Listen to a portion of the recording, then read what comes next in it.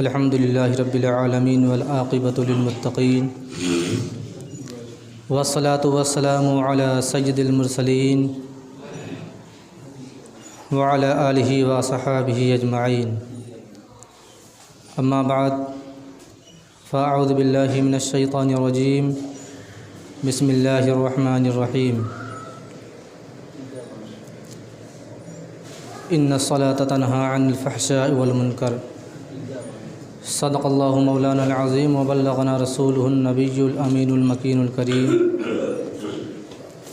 ونحن علی ذلک لمن الشاہدین والشاکرین والحمد للہ رب العالمین۔ محترم سامعین، آئیے کچھ عرض و معروض سے قبل آقائے نامدار مدینے کے تاجدار جناب روح فدا محمد عربی صلی اللہ تعالی علیہ وسلم کی بارگاہ بے کس پناہ میں درود و سلام کی ڈالی نچھاور کریں اور پڑھیں باواز بلند اللہم صلی علی سیدنا شفیعنا حبیبنا کریمنا مولانا محمد مبارک وسلم صلاۃ و سلام علیک یا رسول اللہ صلی اللہ تعالی علیہ وسلم۔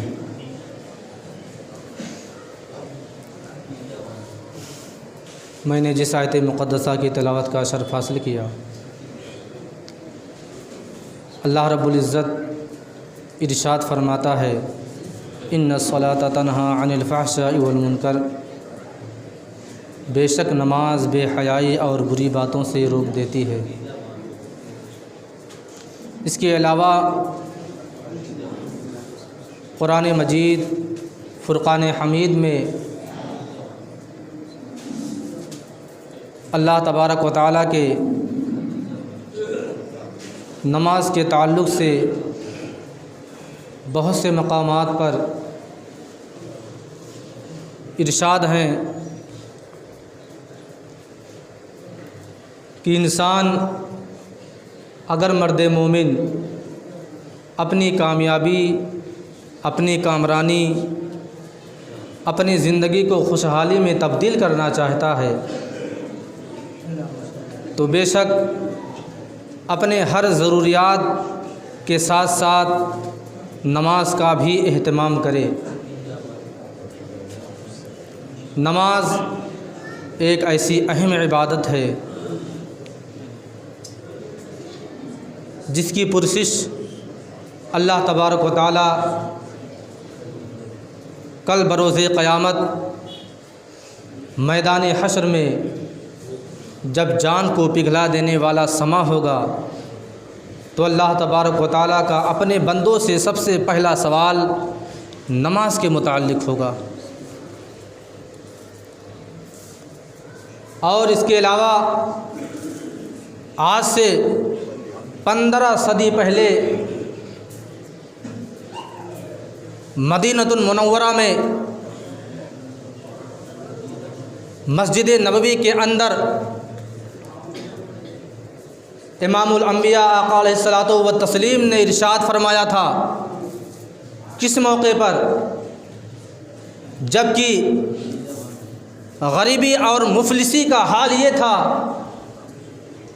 کہ مسجد نبوی کے اندر رات کے وقت جلانے کے لیے چراغ میں تیل نہیں ہوتا تھا، لیکن نمازیوں کی قطاریں لگی رہتی تھیں۔ جب مسجد نبوی کے اندر 15 صدی پہلے کوئی چٹائی فرش پر موجود نہیں ہوتی تھی، لوگ بغیر چٹائی کے نماز پڑھتے تھے، یہاں تک کہ بتایا جاتا ہے، مورخین لکھتے ہیں، تاریخوں میں آتا ہے کہ صحابہ کرام بغیر چٹائی کے نماز مسجد نبوی کے اندر ادا کرتے تھے، اور حال یہ ہوتا تھا کہ چٹائی نہ ہونے کی وجہ سے ان نمازیوں کی پیشانیاں زخمی ہو جایا کرتی تھیں۔ لیکن آج ہمارا کیا حال ہے؟ ہمارے لیے تو ٹھنڈیوں میں ساری سہولیات مہیا ہیں، مسجد کے اندر ہیٹر اور وضو خانے پر گیزر لگا ہوا ہے، لیکن ہمارا حال کیا ہے؟ مسجدوں میں مہنگی اور قیمتی قالین بچھی ہیں، لیکن ہم نماز سے کتنی دور ہیں۔ اس وقت امام الانبیاء آقا علیہ الصلوۃ والتسلیم نے ارشاد فرمایا تھا، اے میرے پیارے صحابہ، میرے امتیوں پر ایک ایسا وقت آئے گا کہ ہر محلے میں، ہر گاؤں میں، ہر شہر میں مسجدیں تو سجی ہوں گی، مسجدوں میں ساری سہولیات ہوں گے، لیکن نمازی نہیں ہوں گے، نمازیوں کی کمی ہوگی، نماز پڑھنے والوں کی تعداد نہیں ہوگی، نماز سے لوگ دور بھاگیں گے۔ آج جن کے بچے یورپ، ایشیا، سعودی عربیہ، ہالینڈ، انگلینڈ جہاں بھی چلے جاتے ہیں، اگر ان کے پاس 4 ٹکے ہو گئے تو مہنگی اور قیمتی قالینیں مسجدیں میں تو بھجوا دیتے ہیں، لیکن نادان خود مسجد میں نہیں آتے، خود نہیں آتے۔ بڑے بڑے چودھری جو مسجدوں میں قیمتی گیزر، وضو خانے کا بڑھیا اعلیٰ انتظام کرتے ہیں، لیکن نادان ایک وقت نماز پڑھنے کے لیے مسجد میں نہیں آتے۔ ایسے لوگوں کی پکڑ کر بروز حشر اللہ تبارک و تعالیٰ ان قالینوں کے بارے میں سوال نہیں کرے گا کہ اگر اللہ تبارک و تعالیٰ، اگر میں نے تجھے سارے سرمایے دیے تھے، تجھے میں نے امیر بنایا تھا، تجھے میں نے امیری کے درجے پر فائز کیا تھا، تو تم نے مہنگی اور قیمتی قالینیں دی تھیں، مسجدوں کو سجائی تھیں، مسجدوں کو آراستہ کیا تھا، اسے مزین کیا تھا، اس کے بارے میں رب تبارک و تعالیٰ سوال نہیں کرے گا۔ رب تبارک و تعالیٰ تو تمہارے سجدے کے بارے میں سوال کرے گا، تمہارے نماز کے بارے میں سوال کرے گا۔ اور یہی نہیں، مسلمانوں میں آپ کو بتا دوں کہ یہ مہنگی اور قیمتی قالینیں مسجد کی زینت نہیں ہے، یہ مہنگی اور گیزر اور واٹر سپلائی اور وضو خانے پر بڑھیا انتظام یہ مسجد کی زینت نہیں ہے، بلکہ مسجد کی زینت اللہ تبارک و تعالیٰ کی بارگاہ میں جھکے ہوئے سجدے ہیں، یہ تمہاری یہ مسجدیں کی زینت ہے، یہ مسجدوں کی زینت ہے۔ اگر آپ نماز پڑھیں گے تو واقعی آپ کی مسجد بہترین اور خوشنما رہے گی، لیکن اگر آپ نماز نہیں پڑھتے ہیں تو کل سوچئے رب تبارک و تعالیٰ کی بارگاہ میں کیسے منہ دکھائیں گے؟ رب تبارک و تعالیٰ تو سب سے پہلا سوال کرے گا، تم نے نمازیں کتنی پڑھی ہیں، تم نے سجدے کتنے کیے ہیں؟ سوچئے ہمارا آپ کا کیا حال ہے؟ ہر مسجد میں، ہر محلے میں، ہر پروگرام میں خطیب، امام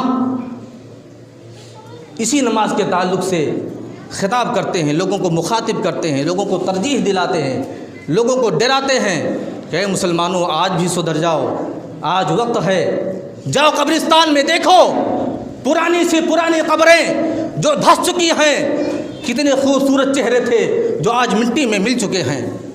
آج ہمارا آپ کا کیا حال ہوگا؟ جبکہ میرے آقا نے فرمایا تھا، 1500 صدی پہلے آقا کریم نے فرمایا تھا، میرے امتیوں پر ایک ایسا وقت آئے گا کہ مسجدیں تو سجی ہوں گی، مسجدوں میں ہر چیز کا انتظام ہوگا، لیکن نمازی نہیں ہوں گے۔ نماز، مومن مسلمان نماز سے بہت دور بھاگتے ہوئے نظر آئیں گے۔ آج لوگوں کا حال یہ ہے کہ لوگ نماز تو چھوڑیے، کچھ لوگ تو صرف ہفتے کے نمازی رہ چکے ہیں جو صرف جمعہ ادا کرتے ہیں، کچھ لوگ صرف سال میں عید بقرعید کی نماز ادا کرتے ہیں، اور کچھ لوگ تو وہ بھی نہیں، صرف نماز جنازہ ادا کرتے ہیں، صرف نماز جنازہ کے نمازی رہ چکے ہیں۔ جبکہ آقا کریم امام الانبیاء علیہ الصلوۃ والتسلیم نے فرمایا کہ جو شخص 3 جمعے لگاتار اپنی کاہلی، اپنی سستی کی وجہ سے چھوڑ دے تو اس کے دل پہ اللہ تبارک و تعالیٰ مہر لگا دیتا ہے، اور کس چیز کا مہر؟ بدبختی کا مہر لگا دیتا ہے۔ اور سوچئے آج ہمارے محلے میں، ہمارے معاشرے میں کتنے لوگ ایسے ہوں گے جنہوں نے صرف 3 جمعہ نہیں بلکہ 3 سالوں سے جمعہ نہیں ادا کیا ہوگا۔ سوچئے ان پر اللہ تبارک و تعالیٰ کے بدبختی کا مہر کتنی بار لگ چکا ہوگا۔ اور مہر کا مطلب جانتے ہیں، جب بدبختی کا مہر لگ جاتا ہے تو پھر کوئی ہدایت کا نور اندر نہیں جاتا، اور جو بدبختی ہے وہ باہر نہیں آتی، اور اسی حال میں وہ شخص مر جاتا ہے۔ اور یہی وجہ ہے کہ قبر میں جانے کے بعد عذاب قبر میں عذاب قبر کا شکار ہو جاتا ہے۔ اللہ تبارک و تعالیٰ سے ڈرو. آج ہمارے پاس وقت ہے، عمر کا کوئی پتہ نہیں، زندگی کا کوئی پتہ نہیں.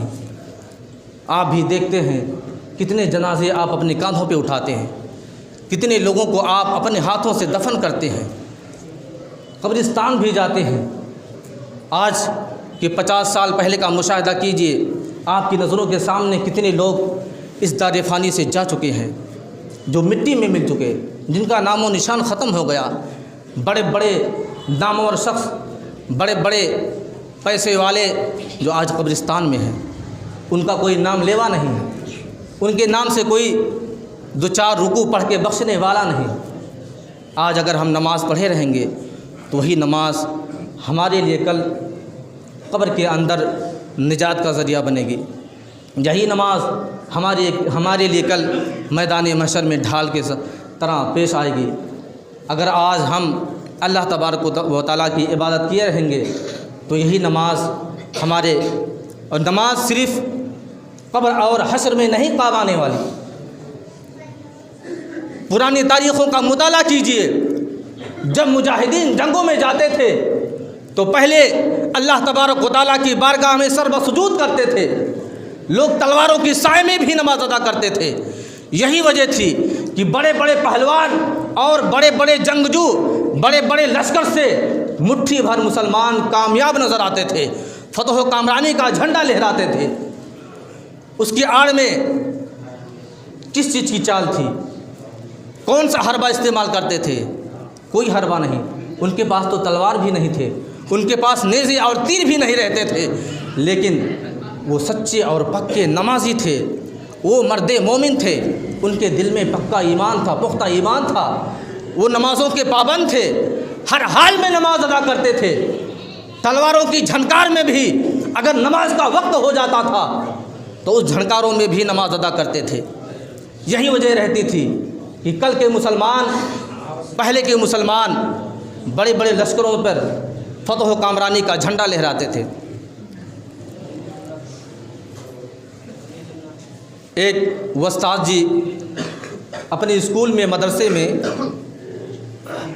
اپنے شاگردوں سے، اپنے بچوں سے سوال کر بیٹھے، بیٹا نماز کون شخص نہیں پڑھتا؟ تو اس کا جواب دینے کے لیے 3 بچے کھڑے ہو گئے. پہلے بچے نے جواب دیا کہ استاد جی نماز وہ نہیں پڑھتے جن کو نماز پڑھنی نہیں آتی. دوسرے نے کہا کیونکہ نماز وہ پڑھتے ہیں جن کو نماز کا طریقہ معلوم ہوتا ہے. دوسرا شخص کھڑا ہوا، کہا استاد جی میرا جواب تو کچھ اور ہے. نماز وہ نہیں پڑھتے جو مر جاتے ہیں. بچے تھے، معصوم ہوتے ہیں، ان کی عقل جہاں تک کام کر رہی تھی وہ ٹھیک بھی تھی اور جواب بھی ان کا اچھا اور درست تھا. استاد جی نماز وہ نہیں پڑھتے جو مر جاتے ہیں، کیونکہ نماز وہی پڑھتے ہیں جو زندہ ہوتے ہیں، اور جو مر گئے وہ نماز کہاں سے پڑھیں گے؟ مردوں پر نماز کہاں ہے؟ تیسرا بچہ کھڑا ہوا، کہا استاد جی میرا جواب تو کچھ اور ہے. نماز وہ نہیں پڑھتے جو کافر ہوتے ہیں، کیونکہ میں نے دیکھا ہے کہ جو مسلمان ہوتے ہیں وہی نماز پڑھتے ہیں، جو کافر ہوتے وہ نماز نہیں پڑھتے، کیونکہ کافروں پہ نماز فرض ہی نہیں ہے. مسلمانوں غور کرو، 3 بچوں نے 3 الگ الگ جواب دیے. پہلے بچے نے کہا جنہیں نماز پڑھنی نہیں آتی نماز نہیں پڑھتے. دوسرے نے کہا جو مر جاتے ہیں وہ نماز نہیں پڑھتے. تیسرے نے کہا جو مسلمان نہیں ہوتے وہ نماز نہیں پڑھتے. اب بتاؤ، سگریٹ اور ہوٹلوں پر چائے اڑانے والوں، بتاؤ ان تینوں طبقوں میں سے تمہارا شمار کس میں سے ہے؟ کیا تمہیں نماز پڑھنی نہیں آتی؟ معاذ اللہ کیا تم مر چکے ہو؟ معاذ اللہ کیا تم کافر ہو چکے ہو کہ نماز نہیں پڑھتے؟ مسلمانوں آج سدھر جاؤ، ان بچوں کے جواب پہ قربان جاؤ جنہوں نے اتنے کم سن عمر میں ایسا جواب دیا تھا کہ اگر مرد مومن آج ان جواب کا لہجہ اپنے دل میں بٹھا لے تو یقین جانیے کبھی بے نمازی نہیں ہوگا. ہمیشہ نماز پڑھے گا، کبھی نماز سے دور نہیں ہوگا۔ پرانے لوگ، پرانے مجاہدین، پہلے کے مسلمان کس طرح نماز ادا کرتے تھے، کیسے کیسے نماز ادا کرتے تھے۔ ایک مرتبہ تمام صحابہ کرام کسی جنگ میں فتح و کمرانی کا جھنڈا لہراتے ہوئے، فتح یابی اللہ تبارک و تعالیٰ نے ان کو دے دی۔ جب وہ مطمئن ہو کر کے کہ ہم نے تو جنگ کو فتح کر لیا ہے، مطمئن ہو کر کے آ رہے تھے، لیکن چونکہ عیسائیوں کا بڑا نقصان ہوا تھا، عیسائیوں کا بڑا نقصان کر دیے تھے، مسلمان لاشوں پہ لاشیں لگا دیے تھے، انہیں وہ بات تکلیف دے رہی تھی کہ چند مٹھی بھر مسلمان اور اتنے بڑے لشکر پر فتح و کامرانی کا جھنڈا لہرا گئے اور ہم لوگ کچھ نہیں کر پائے۔ چند عیسائی، دو چار عیسائی کافر، ان فتوحات جو مسلمانوں نے حاصل کی تھی، جب وہ لوگ اپنے گھر کو لوٹے فتح کر کے بڑے مطمئن کے ساتھ، تو چند عیسائیوں نے ان کا پیچھا کر لیا کہ چلو انہیں مار نہیں سکتے، انہیں ہرا نہیں سکتے، تو چلو کسی طرح ان کا نقصان کیا جائے، کچھ تو دل کو تسلی ہوگی، نقصان کر دیا جائے۔ ان کے ساتھ ان کے جو عیسائی کے رہنما ہوتے ہیں جنہیں پادری بولا جاتا ہے، وہ بھی ان کے ساتھ تھے۔ جب راستے میں چلے تو یہ عیسائی لوگ مسلمانوں کے پیچھے لگ گئے کہ کہیں موقع دے کر کے انہیں کوئی نقصان پہنچایا جائے گا۔ ایک جگہ ایک مقام پہ نماز کا وقت ہو جاتا ہے، تمام مسلمان وضو بنا کے نماز کے لیے کھڑے ہو جاتے ہیں اور جماعت کے ساتھ نماز ادا کرنا چاہتے ہیں۔ ایک امامت کے لیے آگے بڑھتے ہیں اور پورا لشکر پیچھے مقتدی کی شکل میں نماز پڑھ رہا ہے۔ عیسائیوں نے سوچا کہ بڑا اچھا موقع ہے، یہ تو لوگ نماز میں ہیں، اب انہیں نقصان پہنچایا جائے۔ دور سے ٹیلے پہ کھڑے ہو کر کے انہوں نے امام کی طرف اپنے تیر کا نشانہ لگایا اور امام کے سینے پہ مار دیا۔ امام گر گئے، دوسرا شخص اس جگہ پر امامت کرنے کے لیے مقتدیوں میں سے آگے بڑھ کے امامت کی جگہ پہ کھڑا ہو گیا۔ مسئلہ بھی ہے، اس پہ ایک مسئلہ بھی یاد آیا، میں آپ کو بتا دوں کہ خدا نخواستہ کبھی اگر امام کے ساتھ کوئی ناگہانی پیش آ جائے مصلی پر، تو مسئلہ یہ ہے کہ اگر وہ اتفاقاً امام گر گیا نماز پہ، نماز پہ کسی وجہ سے بے ہوش ہو گیا یا گر گیا یا چکرا گیا، تو شریعت کا حکم یہ ہے، مسئلہ یہ ہے کہ کوئی مقتدیوں میں سے جو امام کے پیچھے ہے وہ آگے آ کے باقی نماز پوری کر دے، خود امامت کرے۔ اسی طرح جب تیر مارا عیسائی نے تو وہ مسلمان جو امام تھے گر گئے اور دوسرے شخص ان کی جگہ پر آ کے کھڑے ہو گئے اور امامت کرنے لگے۔ پھر عیسائی نے تیر کا نشانہ لگایا اور دوسرے امام کے بھی سینے پہ مار دیا، دوسرے امام بھی گر گئے، تیسرا شخص آگے بڑھے اور وہ امامت کے لیے کھڑے ہو گئے۔ اور تیسری بار جب تیر اندازی کے لیے نشانہ لگایا تو ان کے ساتھ عیسائی رہنما جنہیں پادری کہا جاتا ہے وہ بھی موجود تھا، وہ بھی تمام چیزیں دیکھ رہا تھا۔ کہا رک جا نادان، رک جا۔ جب ان کے دو بھائیوں کی لاش کانپتی ہوئی لاش رب تبارک و تعالیٰ کے سجدے نہیں ہو سکی تو تیرے تیر کے اندر جتنے تیر ہیں سارے تیر ختم ہو جائیں گے، لیکن تو انہیں اللہ تبارک و تعالیٰ کی بارگاہ میں سجدے کرنے سے نہیں روک سکتا ہے، رک جا۔ سوچئے اس طرح لوگ نماز ادا کرتے تھے۔ آج اگر کوئی مقتدیوں میں کوئی اگر گر جائے، بے ہوش ہو جائے تو ہاہاکار مچ جائے گا، لوگ اپنی نمازیں توڑ کے بھاگ جائیں گے۔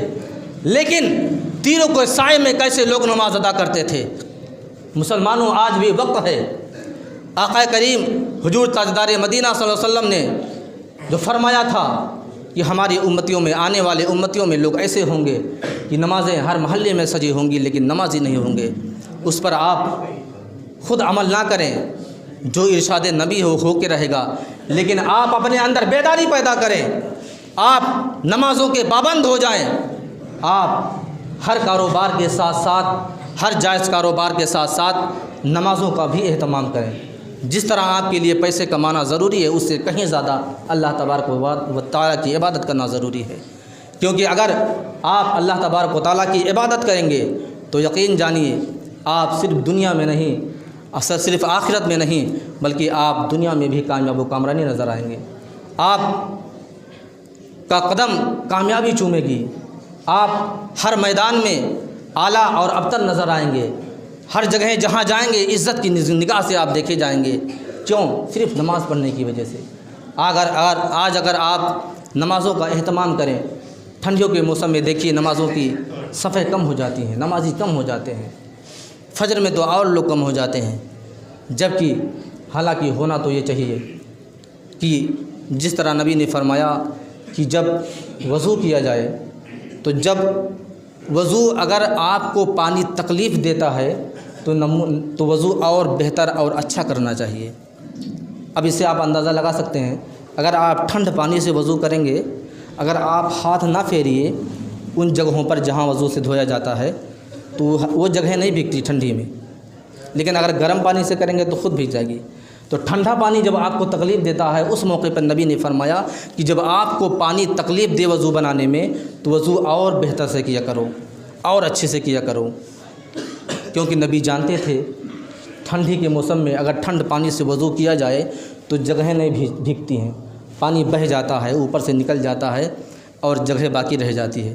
اللہ تبارک و تعالیٰ کی بارگاہ میں دعا ہے کہ رب تبارک و تعالیٰ ہم تمام مسلمانوں کو نیک بنائے، ایک بنائے، صراط مستقیم پر چلنے کی توفیق و رفیق عطا فرمائے، ہم تمام مسلمانوں کو نمازوں کی پابندی کرنے کی توفیق و رفیق عطا فرمائے۔ وآخر دعوانا الحمدللہ رب العالمین۔ السلام علیکم۔ ایک اعلان ہے، صدر عالم صاحب کی طبیعت علیل ہے، ان کے لیے آپ دعا فرمائیں۔